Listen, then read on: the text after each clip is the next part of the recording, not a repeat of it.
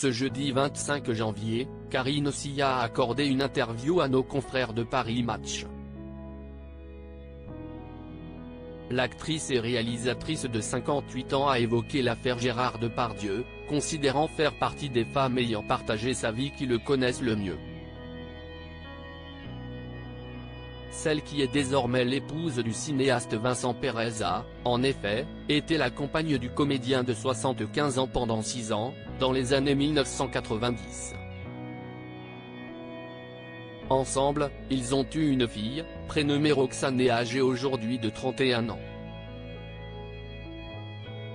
Lors de l'entretien avec le magazine hebdomadaire, Karine Ossia a volé au secours de Gérard Depardieu, en déplorant cette nouvelle justice rendue sur les réseaux sociaux et dans les médias qu'elle considère comme un danger.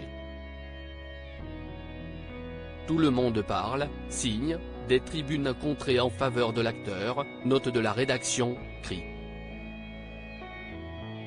Mais qui, parmi ces milliers de gens, le connaît, l'a même rencontré? A-t-elle lâché, avant d'expliquer que, si est à la justice de décider si sa mise en examen pour viol entraînera des poursuites ou sanctions. Ce dont je peux témoigner, si est que toutes les femmes qui ont partagé son intimité amoureuse s'accordent à dire une chose essentielle, Gérard n'est pas un prédateur sexuel. Gérard est un homme délicat dans l'intimité amoureuse avec une femme, a estimé la scénariste, défendant bec et ongle le père de sa fille aînée. Supérieur à Gérard Depardieu, qui sont les femmes de sa vie?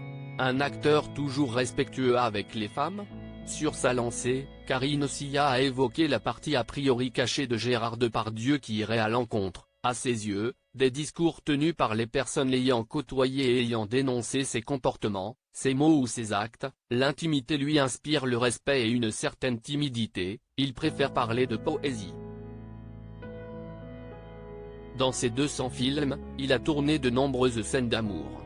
Les actrices diront qu'il a toujours été respectueux, et ce n'est pas parce qu'elle avait un statut mais parce qu'il y avait une proximité plus intime entre Gérard et elle.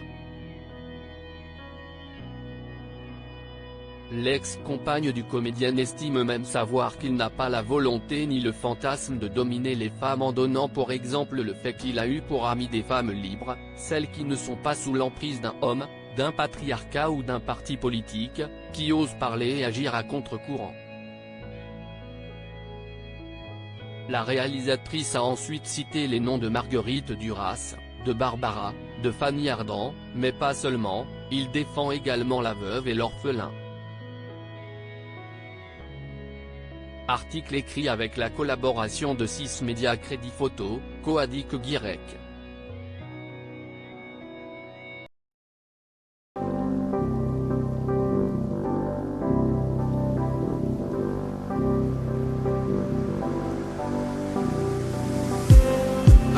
To